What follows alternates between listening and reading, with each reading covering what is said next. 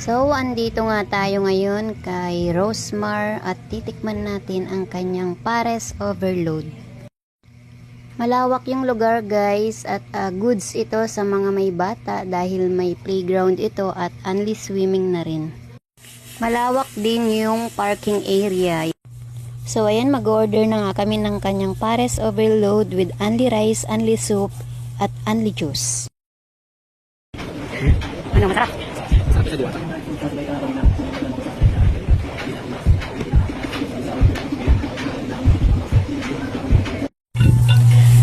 So ayan, titikman na nga natin ito at sulit na sulit talaga yung in-order namin sa halagang 225 pesos. Ang laki ng chicken at ang crispy pa, tapos ang dami pa ng rice.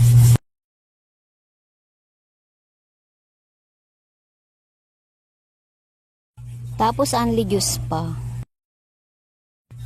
Legit guys, masarap siya pati yung Pares Overload nyo.